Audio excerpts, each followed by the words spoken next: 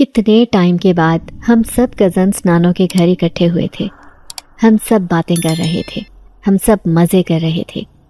ہمیشہ ہم نانو کے گھر میں ہی اکٹھے ہوتے تھے، اور ایسا موقع سال میں کبھی ایک بار چھٹیوں کے دوران ہی آتا تھا، ورنہ تو ہم سب اپنی اپنی پڑھائی میں اپنے اپنے کاموں میں مصروف رہتے تھے۔ اس وقت ہم نانو سے ان کی جوانی کے قصے سن رہے تھے۔ تبھی رومی کہنے لگی، نانو آپ وہ بات بتائیں جب آپ نانا کے ساتھ اپنی امی کے گھر سے واپس آ رہی تھیں۔ واپسی پہ آپ کو دیر ہو گئی تھی، اور راستے میں آپ نے کیا دیکھا تھا؟ آپ ایک بار پھر سے وہ بات بتائیں۔ سب لوگ ہی یہ سن کر پرجوش ہو گئے تھے، اور 1000 دفعہ کا سنا ہوا قصہ پھر سے سننا چاہتے تھے۔ رومی کی بات پر پھر میرا قہقہہ چھوٹ گیا تھا۔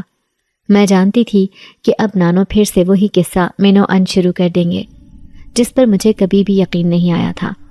میں نانو کو جھوٹا نہیں کہہ رہی تھی، مجھے لگتا تھا کہ نانو کو غلط فہمی ہو گئی تھی۔ ایسا بھلا کیسے ممکن ہے؟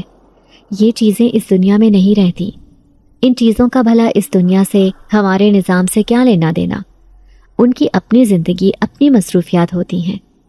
نانو بھی جیسے ماضی میں کھو گئی، کہنے لگی کہ مجھے آج بھی وہ دن یاد ہے جب میری نئی نئی شادی ہوئی تھی۔ مجھے اماں سے ملنے کا بہت دل کرتا تھا، اور پچھلے 2 دن سے مجھے سخت بخار تھا۔ میں اماں سے ملنے نہیں جا سکی تھی۔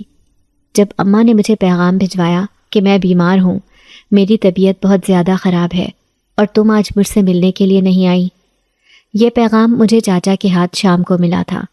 یہ بات سن کر میں بہت ہی زیادہ بے چین ہو گئی تھی۔ تمہارے نانا نے جب مجھے دیکھا تو وہ بھی پریشان ہو گئے، کہنے لگے، کیا ہوا ہے نیک بخت، اتنا کیوں پریشان ہو رہی ہو؟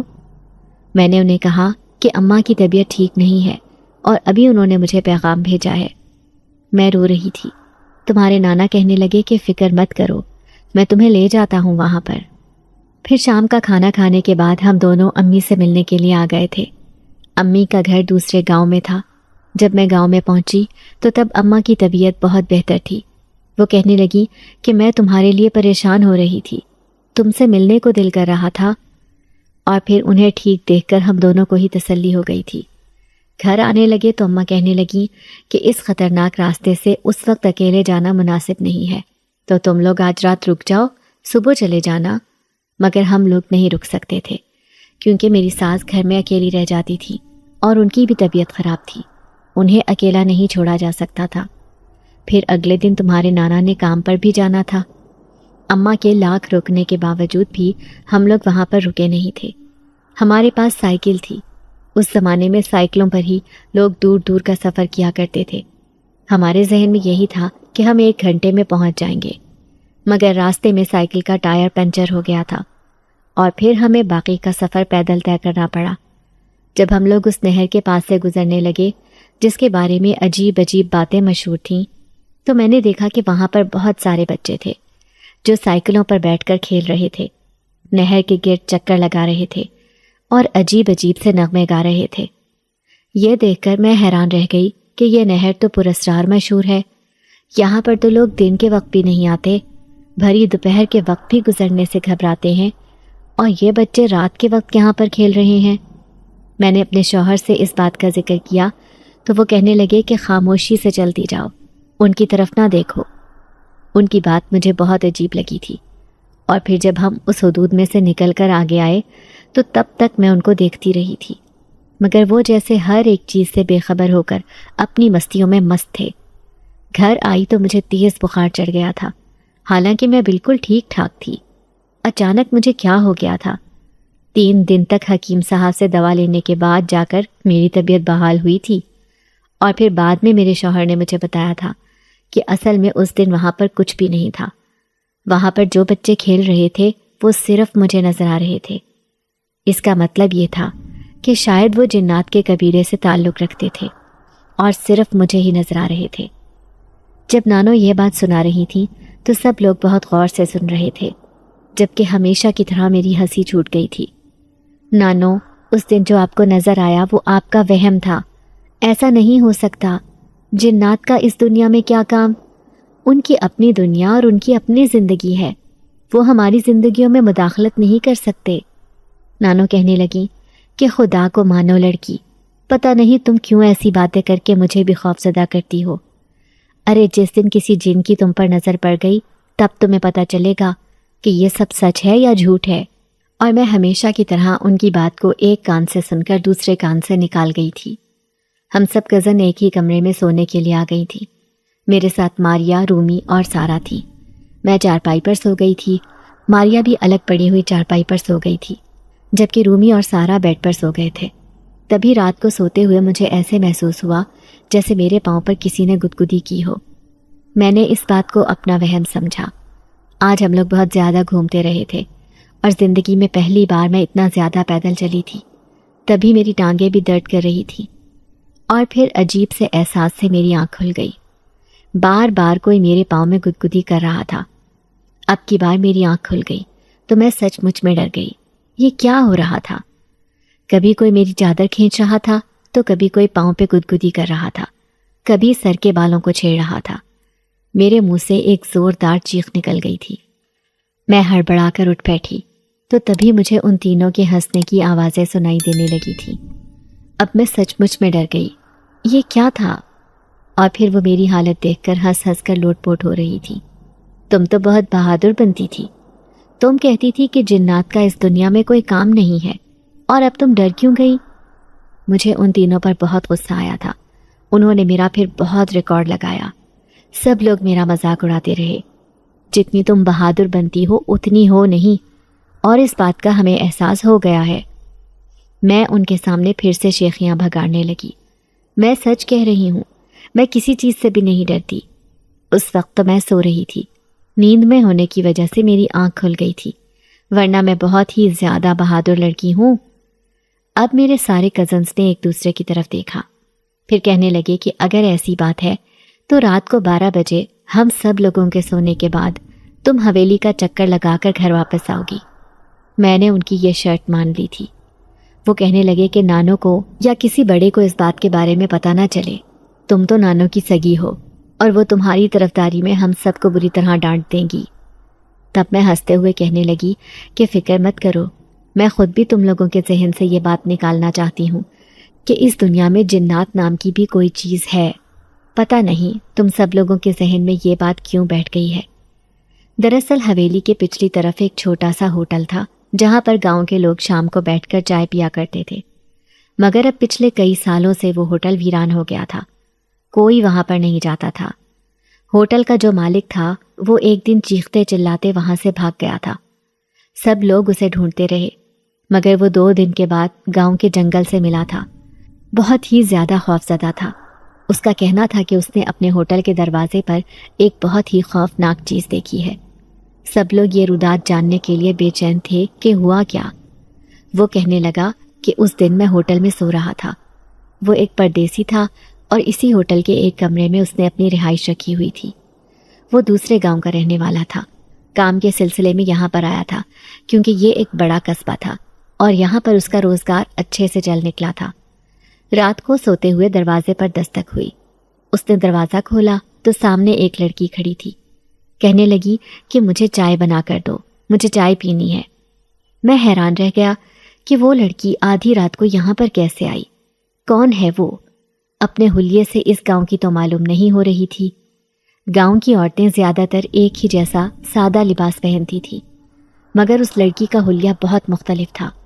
وہ کہنے لگی کہ بس میرا چائے پینے کا دل کر رہا ہے، میں مسافر ہوں، میں یہاں سے بہت دور رہتی ہوں، راستہ بھٹک کر میں یہاں پر آ گئی۔ باہر بورڈ دیکھ کر مجھے معلوم ہوا کہ یہ ہوٹل ہے۔ میں اس کے لیے چائے بنانے لگا، مگر دل ہی دل میں سوچ رہا تھا کہ یہ ہے کون؟ رات گئے کسی لڑکی کو اکیلے میں اپنے پاس پناہ دینا خطرے سے خالی نہیں تھا۔ وہ تو ویسے بھی بہت ڈرپوک تھا اور اسے ڈر لگتا تھا کہ کہیں کوئی اس کے بارے میں الٹی سیدھی بات نہ کر دے، کیونکہ گاؤں میں اس کے دشمن بھی بہت سارے تھے۔ پھر کہنے لگا کہ جب میں چائے لے کر آیا تو تبھی میری نظر لڑکی کے پاؤں کی طرف پڑی تھی۔ اس کے پاؤں الٹے تھے۔ میں تو بری طرح سے ڈر گیا۔ اب جب لڑکی کو معلوم ہوا کہ میں نے اس کی اصلیت جان لی ہے تو اس نے اپنی شکل بدل دی۔ وہ بہت خوفناک روپ میں ڈھل گئی تھی۔ وہ میری طرف بڑھی اور میں چلاتے ہوئے وہاں سے بھاگ کر دور چلا گیا تھا۔ سب لوگ ڈھونڈتے رہ گئے، نہ جانے وہ کہاں ہے۔ اور پھر کچھ دن کے بعد وہ جنگل سے ملا تھا۔ جب اس نے یہ ساری بات بتائی تھی گاؤں میں خوف پھیل گیا تھا۔ وہ یہ گاؤں چھوڑ کر چلا گیا تھا اور یہ ہوٹل ویران ہو گیا تھا۔ یہ بات مجھے پتہ چلی تو یہ سن کر میں بہت زیادہ ہنسی تھی۔ تب میرے کزن نے مجھے بہت خفگی سے دیکھا تھا۔ یار، ہمیں ڈر لگتا ہے، اگر کسی دن تمہیں کوئی جن چمٹ گیا تب تمہارے ساتھ کیا ہوگا؟ اور میں ان کی یہ بات سن کر اور بھی ہنسی سے لوٹ پوٹ ہو رہی تھی۔ اس کے بعد رات کو کسی نے بھی اس ہوٹل کی طرف جانا چھوڑ دیا تھا، اور اب میں نے رات کو حامی بھر لی تھی کہ میں وہاں پر جاؤں گی، اور یہ بات میں کسی کو بتاؤں گی بھی نہیں۔ میرے دل میں بالکل بھی خوف نہیں تھا، کیونکہ میں جانتی تھی کہ یہ محض افواہیں ہیں، باتیں ہیں، ان کا حقیقت سے کوئی تعلق نہیں ہے۔ اور پھر آج رات کو بھی ہم سب کزن سب کے سونے کے بعد صحن میں آ کر بیٹھ گئے تھے، باتیں کر رہے تھے۔ ہم اس انتظار میں تھے کہ کب سب لوگ اپنے اپنے کمروں میں جائیں، اور جب ہمیں پھر یقین ہو گیا کہ سب لوگ گہری نیند میں جا چکے ہیں، تب شہریار مجھے کہنے لگا کہ کیا ارادہ ہے؟ اب تم نے بھی اپنا ارادہ بدل تو نہیں دیا؟ رومی اور ارم بھی کہنے لگی کہ اب تم اپنا ارادہ بدل نہیں سکتی، اپنی بات سے مکر نہیں سکتی، تم نے خود ہمیں چیلنج کیا تھا۔ میں نے ہاتھ اٹھا کر ان سب کو خاموش کروا دیا۔ ایسی بات نہیں ہے، میں اپنے وعدوں سے، اپنی بات سے مکرنے والوں میں سے نہیں ہوں۔ جب میں نے ایک بات کہہ دی ہے تو میں اس کو پورا بھی کروں گی۔ چلو، میں تو اسی بات کا انتظار کر رہی تھی کہ سب لوگ سو جائیں، اور پھر ہم لوگ گھر سے باہر آہستہ سے نکل کر آ گئے تھے۔ رومی مجھے کہنے لگی کہ تمہیں ڈر تو لگ رہا ہوگا۔ میں طنزیہ انداز میں اونچا سا کہا لگا کر ہنس پڑی۔ ڈر کس چیز کا؟ جس چیز کا وجود ہی نہیں ہے اس سے ڈر کیسا؟ تو پھر رات کو تمہیں کیا ہوا تھا؟ تم کیوں چلائی تھی؟ اب سب لوگ میرا مذاق اڑانے لگے، تو میں نے سوچا کہ آج میں ایسی کوئی حرکت نہیں کروں گی۔ مجھے اندازہ تھا کہ آج بھی وہ لوگ مجھے خوفزدہ کرنے کی کوشش کریں گے، مگر آج میں نے خود پر قابو رکھنا تھا۔ اور پھر وہ لوگ ایک جگہ پر رک گئے۔ مجھے کہنے لگے کہ نعمان چھت پر کھڑا ہے، وہ دیکھ رہا ہے کہ تم نے ایمانداری سے اس ہوٹل کے گرد اور حویلی کے گرد پورا چکر لگایا ہے یا نہیں۔ اگر تم نے بے ایمانی کی تو تمہیں ہم سب کو ہماری پسند کا کھانا کھلانا پڑے گا۔ اور کچن کے کاموں سے تو میری جان جاتی تھی۔ میں نے سوچا کہ یہ کام آسان ہے، اور مجھے تو کسی قسم کا ڈر بھی نہیں تھا۔ جب میں ہوٹل کے پاس سے گزرنے لگی تو تبھی مجھے اس لڑکے کی آواز سنائی دی تھی۔ یہ آدھی رات کو آپ یہاں پہ کیا کر رہی ہیں؟ میں نے پلٹ کر اسے دیکھا۔ وہ ایک اونچا لمبا لڑکا تھا اور بہت ہی زیادہ خوبصورت تھا۔ اس کے چہرے پر چاند کی روشنی پڑ رہی تھی، اس سے اس کے چہرے کے نقوش واضح ہو رہے تھے۔ اس وقت میں اپنے گھر کی اوٹ میں ہو گئی تھی، رومی لوگ مجھے نہیں دیکھ سکتے تھے۔ میں نے اسے کہا کہ میں نے اپنے گھر والوں کے ساتھ شرط لگائی تھی، اور اب میں اپنی وہ بات پوری کرنے کے لیے یہاں پر آئی ہوں۔ مجھے اندازہ تھا کہ رات کے 12 بجے کا وقت ہے، اور اس وقت تو گاؤں کے لوگ اپنے گھروں سے باہر نہیں نکلتے۔ ایسے وقت میں کسی اکیلی لڑکی کی موجودگی کی وجہ سے وہ شخص بھی سوچ میں پڑ گیا ہوگا۔ تب پھر وہ مجھے کہنے لگا کہ رات کے وقت گھر سے باہر نکلنا ٹھیک نہیں ہے۔ آپ جانتی ہیں کہ اس وقت بہت ساری چیزیں ہوتی ہیں جو انسان کو نقصان بھی پہنچا سکتی ہیں۔ اب کی بار میں نے طنزیہ انداز میں اس انسان کی طرف دیکھا جو شکل سے تو پڑھا لکھا لگ رہا تھا اور اپنے حلیے سے بھی ایک پڑھا لکھا ہی معلوم ہو رہا تھا، مگر وہ بھی باتیں جاہلوں جیسی کر رہا تھا، جیسے کہ میرے ننیال کے گھر میں سب لوگ کرتے تھے۔ کون سی چیز ہے یہاں اس وقت؟ میں اس کے منہ سے سننا چاہتی تھی۔ کہنے لگا کہ آپ اتنی چھوٹی اور ناسمجھ نہیں ہے جو آپ سمجھ نہ سکیں کہ میں کس چیز کی بات کر رہا ہوں۔ میں اسے نظر انداز کر کے اپنے راستے پر چل پڑی تھی۔ یوں بھی میں چکر کاٹ کر گھر واپس جانا چاہتی تھی، نیند بھی مجھے بہت زیادہ آ رہی تھی۔ وہ لڑکا خاموشی سے صرف مجھے دیکھ رہا تھا، اور پھر جب میں اپنے گھر کا چکر کاٹ کر اندر داخل ہوئی تو سب لوگ مجھے دیکھ کر حیران رہ گئے۔ ارے، یہ تم نے اتنی دیر کیوں لگا دی؟ ہم تو ڈر گئے تھے کہ کسی جن نے تمہیں پکڑ تو نہیں لیا۔ میں ہنس پڑی۔ کسی جن کی کیا مجال ہے کہ وہ مجھے پکڑ سکے؟ اور اب تم لوگ اپنے ذہن سے یہ باتیں نکال دو، ان چیزوں کا حقیقت میں کوئی وجود نہیں ہوتا۔ میری بات پر وہ ایک دوسرے کو محض دیکھ کر رہ گئے تھے۔ میں اپنی شرط جیت گئی تھی۔ نعمان نے اس بات کی تصدیق کر دی تھی کہ میں نے اپنا کہا پورا کیا ہے، اور اب محض 2 دن رہ گئے تھے ہمیں وہاں رہنے میں۔ مجھے اپنے گھر واپس آ جانا تھا۔ امی کی بھی کال آئی تھی کہ تمہارے بغیر گھر سونا سونا ہو رہا ہے، کب واپس آؤ گی تم؟ بھیج دوں تمہارے ابو کو تمہیں لینے کے لیے؟ تب میں نے امی سے کہہ دیا کہ کوئی بات نہیں امی، میں خود آ جاؤں گی، آپ ابو کو کیوں تکلیف دیں گی؟ یہاں پر سٹاپ سے بس میں مجھے کوئی بھی بٹھا دے گا اور بس سیدھا شہر میں آئے گی تو وہاں سے رکشہ لے کر میں گھر آ جاؤں گی۔ مجھے ویسے بھی اکیلے سفر کرنا بہت اچھا لگتا تھا، یہ بات امی بھی جانتی تھی، تبھی انہوں نے اس بات پر زیادہ زور بھی نہیں دیا تھا۔ وہ رات میری حویلی میں آخری رات تھی، کل میں نے واپس چلے جانا تھا اور میرے باقی کزنز بھی 1-2 دن تک واپس چلے جاتے۔ ہم اداس تھے کہ نہ جانے اب ہم کب دوبارہ یہاں پر آ کر اکٹھے ہوں گے۔ آج ہی گاؤں میں ایک مہندی بھی تھی۔ نانو کہنے لگی کہ تم سب لڑکیاں بھی مہندی لگا لو اور اچھے سے تیار ہو جاؤ، تم لوگوں کو بھی میں وہاں پر لے کر جاؤں گی۔ یہ سن کر میں تو بہت زیادہ پرجوش ہو گئی تھی۔ مجھے گاؤں کے فنکشنز بہت اچھے لگتے تھے۔ رومی نے پھر میرے دونوں ہاتھوں پر مہندی لگائی تھی۔ میرے گورے ہاتھوں پر یہ مہندی بہت اچھی لگ رہی تھی۔ مہندی سکھانے کے لیے جب میں چھت پر آنے لگی تو نانو اپنا سر پیٹ کر رہ گئی۔ ارے کوئی اس لڑکی کو سمجھاؤ، اسے روکو کہ مغرب کا وقت ہے، یہ چھت پر نہ جائے، اس وقت اس نے مہندی بھی لگائی ہوئی ہے اور بال بھی کھولے ہوئے ہیں۔ میں نے تھوڑی دیر پہلے ہی اپنا سر دھویا تھا، میرے بال بھیگے ہوئے تھے۔ چونکہ میرے بال بہت گھنے اور لمبے تھے، ان کو خشک ہونے میں بہت ٹائم لگ جاتا تھا، اور یہی وجہ تھی کہ میں چھت پر آ گئی تھی۔ وہاں پر مہندی کے ساتھ ساتھ میرے بال بھی خشک ہو جائیں گے۔ مگر نانو نے ہمیشہ کی طرح واویلا مچانا شروع کر دیا تھا۔ مجھے اپنی نانو سے بہت زیادہ محبت تھی، مگر ان کی یہ بات سن کر مجھے غصہ آ جاتا تھا۔ پتہ نہیں وہ اتنی وہمی کیوں تھی، حالانکہ وہ اپنے زمانے کی پڑھی لکھی عورت تھی۔ اس کے باوجود بھی ان کی یہ توہم پرستی والی باتیں سن کر مجھے بہت عجیب لگتا تھا۔ نانو ایسی باتیں نہ کیا کریں، آپ جانتی تو ہیں کہ میں یقین نہیں کرتی ایسی باتوں پر، پھر کیوں؟ پھر وہ رومی کو کہنے لگی کہ تم جاؤ اس کے ساتھ، اکیلے چھت پر جانا مناسب نہیں ہے۔ رومی اپنے ہاتھوں پر مہندی لگا رہی تھی۔ ایک نظر اس نے میری طرف دیکھا اور کہنے لگی، جانے دیں اسے نانی، کچھ بھی نہیں ہوتا اسے۔ وہ مصروف سے انداز میں بولی تھی اور میں بھی چار دیواری پر ہاتھ ٹکا کر کھڑی ہو گئی تھی اور آنکھیں بند کر کے میں اپنی مہندی کی خوشبو اپنی سانسوں میں اتار رہی تھی۔ مجھے ہمیشہ ہی مہندی کی خوشبو بہت اچھی لگتی تھی، اسی لیے میں مہندی لگاتی تھی تاکہ اس کی خوشبو کو محسوس کر سکوں۔ تبھی مجھے ایسے محسوس ہوا جیسے کسی نے میرے گال کو چھوا۔ میں نے فوراً سے اپنی آنکھیں کھول دیں۔ میں سمجھی کہ شاید رومی یا ماریا میں سے کوئی ہے، مگر کوئی بھی نہیں تھا۔ میں دوبارہ سے اپنی آنکھیں بند کر کے مہندی کی خوشبو کو محسوس کرنے لگی تھی۔ جب کوئی میرے بالوں کو سہلانے لگا، مجھے سکون آ رہا تھا۔ میں ہمیشہ سے اپنی امی کو کہتی تھی کہ آپ میرے بالوں میں انگلیاں چلائیں، مجھے ایسے بہت سکون آتا ہے۔ میں آنکھیں بند کیے ہی چلتے چلتے چھت پر پڑی ہوئی چارپائی پر لیٹ گئی تھی اور کوئی مسلسل میرے بالوں میں انگلیاں چلا رہا تھا۔ میں سمجھی یہ رومی ہے، وہ ایسا ہی کرتی تھی۔ اسے جب بھی کوئی بات منوانی ہوتی تھی تو وہ اس انداز میں مجھ سے بات منواتی تھی۔ میرے لبوں پر مسکراہٹ آ گئی۔ رومی، کون سی بات منوانا چاہتی ہو مجھ سے؟ کیا تم یہ کہنا چاہتی ہو کہ میں کل واپس نہ جاؤں، ابھی رک جاؤں؟ تو ایسا نہیں ہو سکتا، اب امی نے مجھے واپس بلا لیا ہے۔ وہ کہتی ہیں کہ اب مزید مجھے یہاں پر نہیں رہنے دیں گی، کیونکہ گھر بالکل سونا سونا ہو گیا ہے، اور تم جانتی ہو کہ امی ابو میرے بغیر نہیں رہتے۔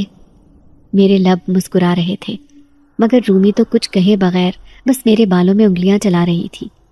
مجھے بہت سکون آ رہا تھا اور میرا ذہن بھی اب نیند میں ڈوبتا جا رہا تھا۔ ساتھ ساتھ میں رومی سے باتیں کر رہی تھی۔ تبھی مجھے زوردار ہنسنے کی آوازیں سنائی دی تھی۔ آنکھیں کھول کر دیکھا تو سامنے رومی اور ماریا کھڑی تھی اور اب وہ کھلکھلا کر ہنس رہی تھی۔ انہیں ہنستے دیکھ کر مجھے عجیب سا احساس ہوا۔ کیا بات ہے، کہیں پاگل باگل تو نہیں ہو گئے تم دونوں؟ اتنا ہنس کس بات پر رہی ہو؟ وہ کہنے لگی، مجھے لگتا ہے کہ تم پاگل ہو گئی ہو، اکیلے کس کے ساتھ باتیں کر رہی ہو؟ کون ہے جو تم سے باتیں کر رہا ہے؟ ہمیں تو نظر نہیں آ رہا۔ میں نے رومی سے پوچھا کہ تم کب آئی؟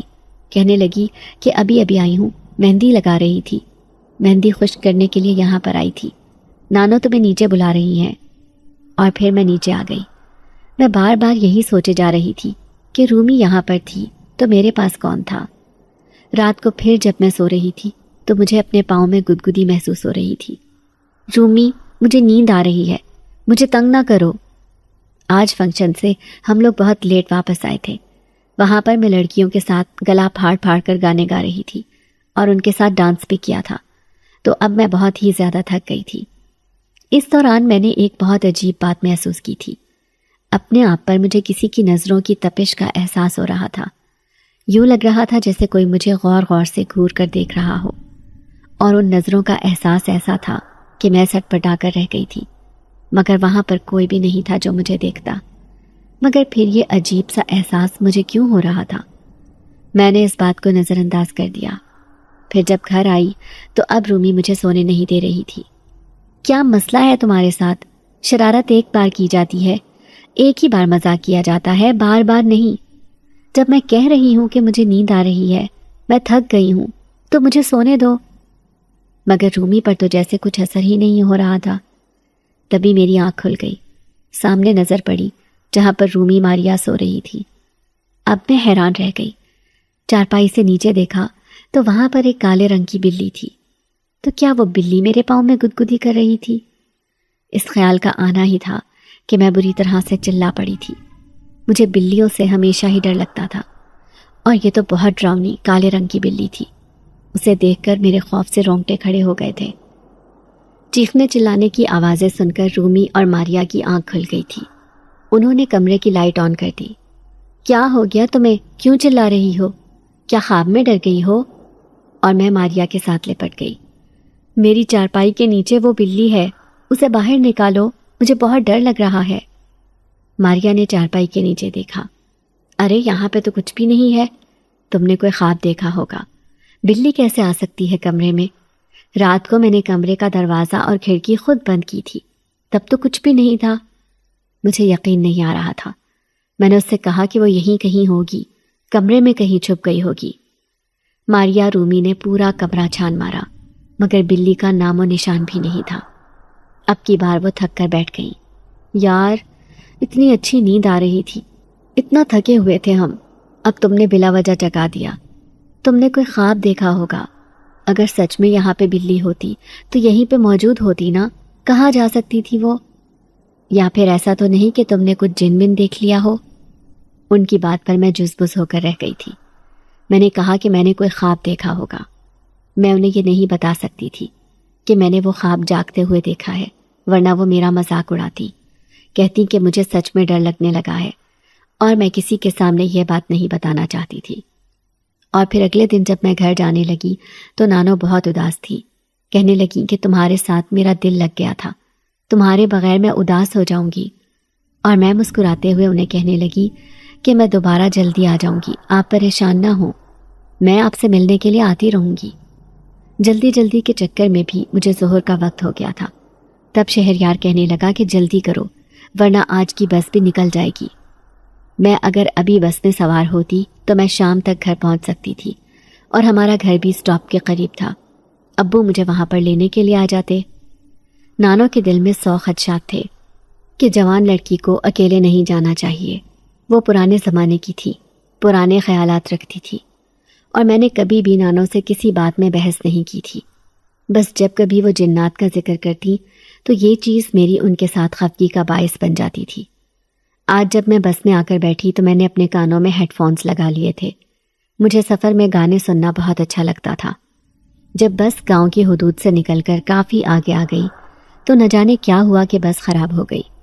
ڈرائیور نے نیچے اتر کر دیکھا تو کہنے لگا کہ ٹائر پنچر ہو گیا ہے، جلد ہم لوگ دوبارہ سفر شروع کر لیں گے۔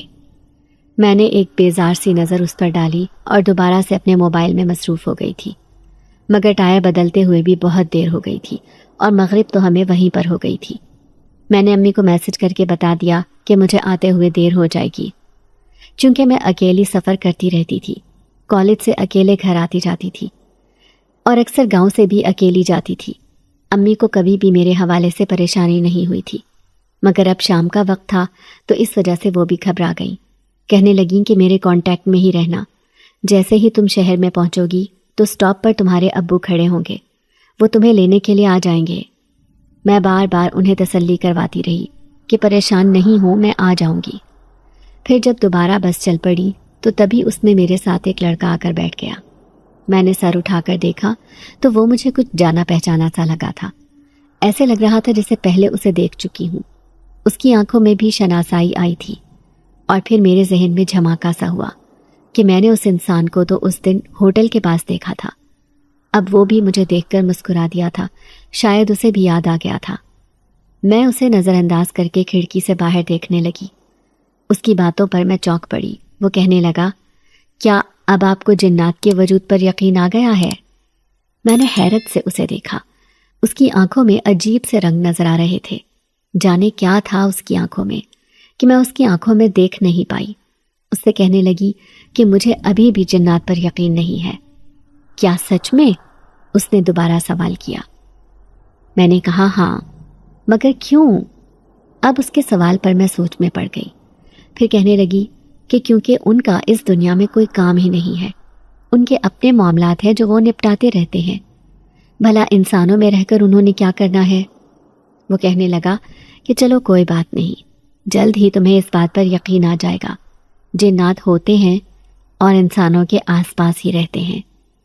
اس کا انداز کچھ ایسا تھا کہ میں چونک پڑی، مگر اسے نظر انداز کر کے میں کھڑکی سے باہر ہی دیکھتی رہی۔ اب جب گھر آئے تھے تو میرا سر بری طرح سے درد کر رہا تھا۔ امی کہنے لگی، کیا بات ہے، تمہاری طبیعت ٹھیک ہے؟ راستے میں کہیں کچھ الٹا سیدھا تو نہیں کھا لیا تھا جو تمہاری طبیعت خراب ہو گئی ہے؟ جبکہ آج تو میں نے کچھ بھی نہیں کھایا تھا۔ حویلی سے ناشتہ کر کے جو نکلی تھی تو ابھی تک بھوکی تھی۔ مجھے بھوک ستا رہی تھی۔ مجھے راستے میں کچھ بھی لے کر کھانے کی عادت نہیں تھی، اور یہ عادت بچپن میں ہی امی نے مجھے ڈالی تھی۔ کھانا کھانے کے بعد میں اپنے کمرے میں آ کر لیٹ گئی تھی۔ گو کہ امی ابو کا دل چاہ رہا تھا کہ میں ان کے ساتھ وقت گزاروں، حویلی کی باتیں ان کے ساتھ کروں۔ امی نانوں کے حوالے سے بات کرنے کے لیے بے چین ہو رہی تھی، مگر اب نہ تو میری آنکھیں کھل رہی تھیں اور نہ ہی میں سر اوپر اٹھا پا رہی تھی۔ میرا سر درد سے چکرا رہا تھا۔ میں خاموشی سے وہاں سے اٹھ کر اپنے کمرے میں آ کر لیٹ گئی تھی، اور پھر نہ جانے کب میں درد سے بے حال ہو کر سو گئی۔ آدھی رات کو میری آنکھ کھلی تو ایسے لگ رہا تھا جیسے کوئی میرے علاوہ کمرے میں اور بھی موجود ہو۔ مجھے کسی کے تیز تیز سانسیں لینے کی آواز آ رہی تھی۔ اب تو میں ہڑبڑا کر رہ گئی تھی۔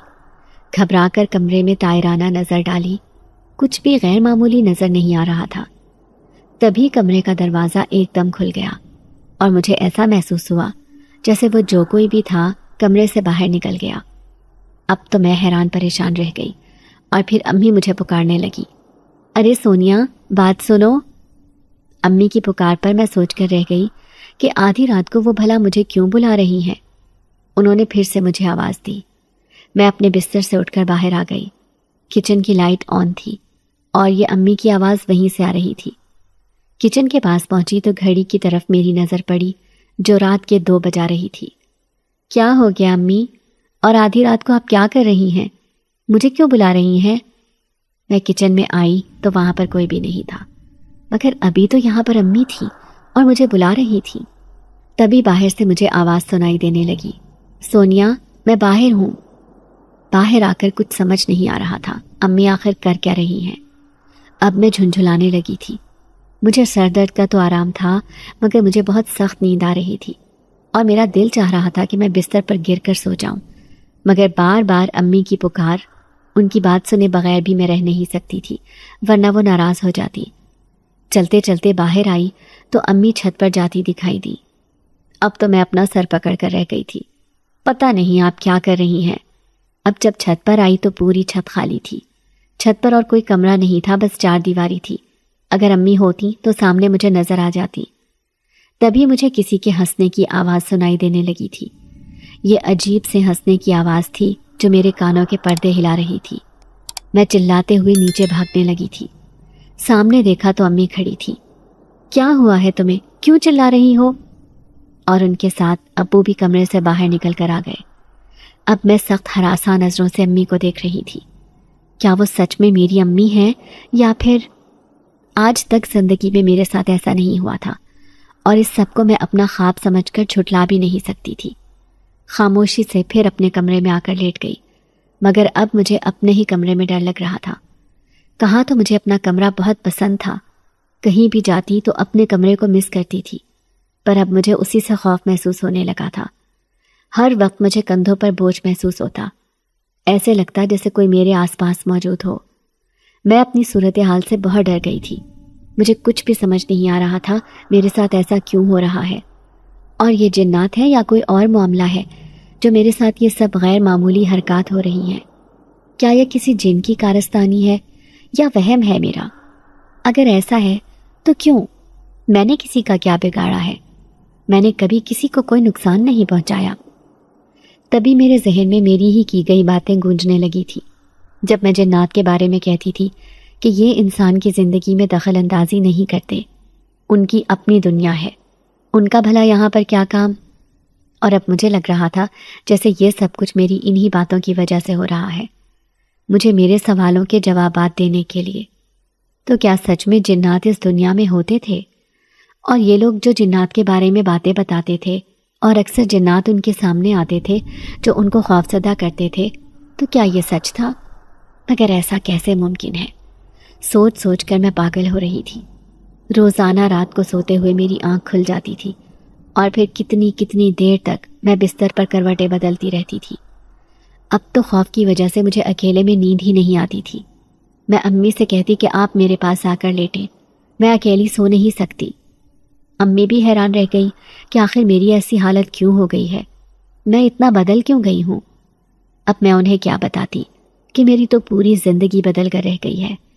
کچھ اچھا نہیں لگتا تھا، کچھ کھانے کو دل نہیں کرتا تھا، نہ کہیں آتی جاتی تھی، نہ کوئی دوست تھی، اور نہ کسی سے کوئی بات کرنا چاہتی تھی۔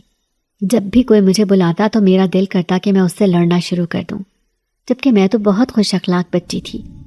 اب ہر کسی سے لڑائی جھگڑا ایسے میرا معمول بن چکا تھا۔ اپنے چڑچڑے پن سے میں خود ہی عاجز آ گئی تھی۔ تب ایک دن امی مجھے کہنے لگی کہ آؤ تمہیں اپنی ایک سہیلی سے ملوانے کے لیے لے کر جاتی ہوں، مگر میں بری طرح سے غصے میں آ گئی۔ مجھے نہیں ملنا کسی سے بھی، میں گھر میں رہوں گی۔ امی نے مجھے دیکھا، پھر کہنے لگیں کہ کوئی بات نہیں، ہم تھوڑی دیر وہاں پر رکیں گے، جلدی آ جائیں گے۔ اب انہوں نے مجھے اتنے پیار سے کہا کہ میں انکار نہیں کر سکی تھی۔ میں کپڑے پہن کر تیار ہو کر ان کے پاس آ گئی۔ تب انہوں نے مجھے ایک بڑی سی چادر اڑا دی، کہنے لگی کہ چادر کر کے گھر سے باہر نکل آ کرو، اچھا نہیں لگتا کہ جوان لڑکیوں پر کسی کی نظر پڑے۔ ہم نہیں جانتے کہ دیکھنے والے ہمیں کیسی نظر سے دیکھتے ہیں، اور کبھی کبھار بری نظر انسان کو مصیبت میں مبتلا کر دیتی ہے، اور کبھی کبھی انسان کے ساتھ کسی جن کی نظر بھی پڑ جاتی ہے، تب تو انسان کی پوری زندگی برباد ہو کر رہ جاتی ہے۔ میں اس بات پر لمبی بحث کرتی تھی، مگر آج میں نے امی سے اس بارے میں کوئی بات نہیں کی تھی، اور بلکہ اس بات پر اعتراض بھی نہیں کیا کہ وہ ایسا کیوں کہہ رہی ہیں، جنات نہیں ہوتے وغیرہ وغیرہ۔ امی مجھے لے کر ایک چھوٹے سے گھر میں آ گئی تھی۔ میں جہاں تک جانتی تھی امی کی کوئی دوست بھی اس علاقے میں اس گھر میں نہیں رہتی تھی۔ تو یہ کیا امی کی کوئی نئی دوست ہے؟ امی سے پوچھا تو وہ مبہم سا جواب دے کر رہ گئی تھی۔ دروازہ ایک چھوٹے سے بچے نے کھولا تھا۔ امی نے کہا کہ ہم بابا سائیں سے ملنے کے لیے آئے ہیں۔ بچہ ہمیں لے کر گھر کے اندر آ گیا تھا۔ اب میں سوچ رہی تھی کہ بابا کون ہے؟ امی نے تو مجھے کہا تھا کہ وہ اپنی دوست سے ملنے جا رہی ہیں، تو یہ بابا سائیں کون تھا؟ ہم لوگ گھر کے اندر داخل ہو گئے۔ بہت پیارا گھر تھا، صاف ستھرا، عجیب سی خوشبو پھیلی ہوئی تھی جس سے میرا وجود ہلکا پھلکا سا ہو گیا تھا۔ میں پرسکون محسوس کرنے لگی تھی اس کمرے میں۔ وہاں آئی تو وہاں پر زمین پر چاندنیاں بچھی ہوئی تھی۔ سامنے ایک نورانی چہرے والے بزرگ تھے جن کے چہرے پر داڑھی تھی۔ ان کے سامنے دو عورتیں بیٹھی ہوئی تھیں جو غالباً ان سے اپنے مسئلے مسائل بیان کر رہی تھیں۔ بابا سائیں نے آنکھیں بند کی ہوئی تھیں اور وہ کچھ پڑھ رہے تھے۔ ان کے ہاتھوں میں تسبیح تھی۔ امی بھی مجھے لے کر وہاں ایک طرف بیٹھ کر اپنے بابا سائیں کے فارغ ہونے کا انتظار کرنے لگی، اور پھر بابا سائیں نے جب ان عورتوں کو فارغ کیا تو ہماری طرف متوجہ ہوئے۔ امی مجھے لے کر بابا کے پاس بیٹھ گئی، کہنے لگی کہ میری بیٹی پچھلے کچھ دنوں سے عجیب حرکتیں کر رہی ہے۔ رات کو یہ چلانے لگتی ہے، کبھی کبھی بلا وجہ رونے لگتی ہے، اور خاص طور پر اس کے رات کو خواب میں ڈرنے کی وجہ سے ہم سب بھی بہت زیادہ پریشان ہو گئے ہیں، کیونکہ اس کے ساتھ ساتھ ہماری اپنی نیندیں بھی حرام ہو گئی ہیں۔ آج سے پہلے اس کے ساتھ کبھی ایسا نہیں ہوا، اور آپ کے بارے میں مجھے میری ایک سہیلی نے بتایا تھا، تبھی میں اسے لے کر یہاں پر آ گئی۔ مجھے لگتا ہے کہ یہ کوئی دوسرا معاملہ ہے۔ آپ اللہ کے نیک انسان ہیں، بہت پہنچے ہوئے ہیں، آپ میری بچی کی مدد کریں۔ بابا نے مجھے گہری نظر سے دیکھا، پھر کہنے لگے کہ اس پانی کے عکس میں دیکھو۔ وہ کانچ کا گلاس تھا، اور میں خاموشی سے اس پانی کے عکس کی طرف پلکیں جھپکائے بنا دیکھتی رہی۔ پھر بابا نے وہ پانی کا گلاس اپنے پاس رکھا۔ پانی کے عکس میں کچھ دیر وہ دیکھتے رہے، پھر انہوں نے اپنی آنکھیں بند کر لیں اور ہمیں کہنے لگے کہ آپ لوگ تھوڑی دیر کے لیے کمرے سے باہر جائیں، جب میں آپ کو آواز دوں گا تب آپ واپس آ جائیے گا۔ ہم دونوں کمرے سے باہر آ کر صحن میں بیٹھ گئے تھے اور بابا کے پکارنے کا انتظار کرنے لگے تھے۔ امی بہت پر یقین تھی، انہیں لگتا تھا کہ میرے ساتھ کوئی پراسرار معاملہ ہے۔ ایسا تو مجھے بھی لگتا تھا، مگر میں یہ بات کہہ کر اپنا مذاق نہیں بنوانا چاہتی تھی۔ اور پھر جب بابا سائی نے ہمیں دوبارہ کمرے میں بلایا تو مجھے کہنے لگے کہ ادھر میرے سامنے آ کر بیٹھو۔ بیٹی مجھے بتاؤ کہ اس دن کیا ہوا تھا جب تم نے پہلی بار کسی چیز کو محسوس کیا تھا۔ میں ان کے سوال کو سمجھ نہیں پائی اور سوالیہ نظروں سے دیکھنے لگی۔ پھر مجھے وہ واقعہ یاد آیا جب مجھے پہلی بار کچھ محسوس ہوا تھا اور میں سمجھی تھی کہ میرے پاس رومی ہے، تو میں نے منو ان وہ واقعہ ان کے سامنے دہرا دیا۔ وہ مجھے کہنے لگے، کیا تم جانتی ہو کہ تمہارے ساتھ ایسا کیوں ہوا؟ میں نے نفی میں سر ہلا دیا۔ وہ کہنے لگے کہ یہ تمہاری اپنی غلطی ہے، تمہاری اپنی وجہ سے یہ سب ہوا۔ میرے ساتھ اماں بھی چونک کر انہیں دیکھنے لگی تھی۔ وہ کہنے لگے کہ ایک تو آپ کی بیٹی رات 12 بجے کے بعد آدھی رات کو اس پراسرار علاقے میں گئی، وہاں پر اپنے کزن سے یہ چیلنج کیا کہ اول تو جن ہوتے نہیں ہیں، اگر ہوا تو وہ اسے دیکھ لے گی۔ وہاں پر بہت سارے جنات موجود تھے۔ یہ شکر کرو کہ کوئی خبیث تمہاری بیٹی کے ساتھ نہیں چمٹ گیا۔ وہاں پر اس وقت ایک بہت نیک جنزادہ موجود تھا۔ جب اس کی اس بچی پر نظر پڑی تو وہ حیران رہ گیا کہ آدھی رات کو یہ آدم زادی یہاں پر کیا کر رہی ہے۔ اس نے اس پر اپنی موجودگی کا اظہار کیا، اور پھر جب اس نے اس کا پیچھا کیا تو اسے معلوم ہوا کہ اس نے تو اپنے دوستوں کے ساتھ شرط لگائی ہوئی تھی کہ اس دنیا میں جنات نہیں ہوتے۔ اور یہ بات سن کر اسے بہت زیادہ غصہ آیا تھا۔ اسے لگا تھا کہ اس بچی نے اس سے اور سارے جنات کو چیلنج کیا ہے کہ وہ اسے اپنی موجودگی کا احساس دلائیں اگر وہ موجود ہیں تو۔ پھر غصے میں آ کر اس نے پھر سے اسے اپنی موجودگی کا احساس دلایا، مگر کبھی نقصان پہنچانے کی کوشش نہیں کی۔ کہتے ہیں کہ انسان کو ویران جگہوں پر نہیں جانا چاہیے، ایسی جگہوں پر جانے سے اجتناب کرنا چاہیے، لیکن اگر چلے بھی جاؤ تو اپنی زبان پر مسنون دعاؤں کا اہتمام کرنا چاہیے، جو کہ اس بچی نے نہیں کیا۔ ایک تو اس کے بال کھلے ہوتے ہیں، سر بھی ننگا ہوتا ہے، اور پھر اوپر سے ایسی باتیں جو جنات کو اپنی طرف مائل کریں۔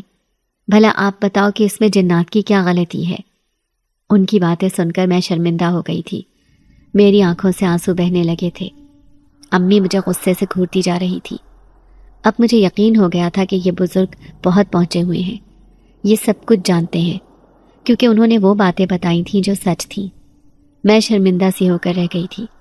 پھر وہ مجھے کہنے لگے کہ اب تم وعدہ کرو کہ تم ایسی باتیں نہیں کرو گی، اور یہ یقین رکھو کہ جنات کا ذکر تو قرآن پاک میں بھی موجود ہے، اور اس چیز سے انکار تو کبھی نہیں کیا جا سکتا۔ وہ مجھے کہنے لگے کہ تم آج سے نماز کی پابندی کرو، مسنون دعاؤں کا اہتمام کرو، تو تمہارے ساتھ کبھی کچھ برا نہیں ہوگا۔ جنات ہر جگہ موجود ہوتے ہیں، کبھی اپنی موجودگی کا احساس دلاتے ہیں اور کبھی بغیر موجودگی کا احساس دلائے وہاں سے گزر جاتے ہیں۔ دنیا میں شر بھی ہے اور خیر بھی ہے، اور اگر آپ کے پاس خیر ہے تو وہ آپ کی بہت سارے کاموں میں مدد بھی کرتے ہیں اور آپ کے بہت سارے مسائل کو حل بھی کرتے ہیں، لیکن اگر آپ کے پاس شر ہے تو وہ آپ کے کام میں رکاوٹ ڈالتے ہیں، اور شر سے محفوظ رہنے کے لیے دعائیں بھی آپ کو بتائی گئی ہیں۔ اب میں نے اپنی روٹین بنا لی تھی، میں 5 وقت کی نماز ادا کرنے لگی تھی، اس کے ساتھ میں مسنون دعاؤں کا بھی اہتمام کرتی تھی۔ اس دن کے بعد سے کبھی بھی مجھے نہ تو خوفناک خواب نظر آئے تھے اور نہ ہی کبھی کسی نے مجھے خوفزدہ کیا تھا۔ میری یہ بات پورے خاندان میں پھیل گئی تھی، سب لوگوں کو پتہ چل گیا تھا کہ میرے ساتھ کیا ہوا تھا، مگر چونکہ سب لوگ میری فطرت کے بارے میں بہت اچھے سے جانتے تھے، تبھی مجھے یہ بات کسی نے بھی نہیں جتائی تھی کہ میں تو ان چیزوں کے خلاف تھی، اب میرا ان کے بارے میں کیا کہنا ہے۔ اور پھر میں جب گاؤں میں جاتی تھی تو میں نے اس کے بعد کبھی بھی رات کے وقت باہر نکلنے کی کوشش نہیں کی تھی، اور نہ ہی کبھی دوبارہ کسی نادیدہ ہستی کو چیلنج کیا تھا، کیونکہ وہ لمحات مجھے آج تک یاد تھے۔ خوف کی ایک لہر میرے پورے وجود میں دوڑ جاتی تھی۔ نہ تو میں کھلے بال لے کر چھت پر جاتی تھی، نہ مہندی لگاتی اور نہ ہی خوشبو، اور مغرب کے بعد چھت پر بھی نہیں جاتی تھی۔ آہستہ آہستہ میں ان سب چیزوں کو چھوڑنے لگی تھی جس سے مجھے امی بھی منع کیا کرتی تھی۔ اور اب جب بھی میں کسی لڑکی کے منہ سے یہ سنتی کہ جنات کا اس دنیا میں وجود نہیں ہے، تب ان کے منہ سے یہ باتیں سن کر میں کانپ کر رہ جاتی تھی۔ اگر انہیں جنات نے اپنی موجودگی کا احساس دلایا تو؟ اور اب مجھے اس بات کا علم ہو گیا تھا کہ وہ لڑکا جو میرے سامنے آیا تھا وہ کوئی عام انسان نہیں تھا، بلکہ وہ بھی دوسری دنیا سے تعلق رکھتا تھا۔ اور میں یہ سوچنے پر مجبور ہو گئی تھی کہ جنات دیکھنے میں اتنے خوبصورت ہوتے ہیں۔ میں نے تو سب لوگوں کے منہ سے یہی سنا تھا کہ وہ خوفناک ہوتے ہیں اور انہیں دیکھ کر انسان کو ہارٹ اٹیک آ جاتا ہے۔ اور اب آہستہ آہستہ میں پھر ان سب باتوں کو بھولنے لگی تھی۔ میں جب ان لڑکیوں کو منع کرتی کہ اس طرح سے مت کرو تو وہ بھی میرا ویسے ہی مذاق اڑانے لگتی جیسے میں کسی کا مذاق اڑاتی تھی۔ اور تب مجھے احساس ہوتا تھا کہ جو رویہ آپ دوسروں کے ساتھ رکھتے ہیں، کوئی آپ کے ساتھ رکھے تو آپ کو کیسا محسوس ہوتا ہے۔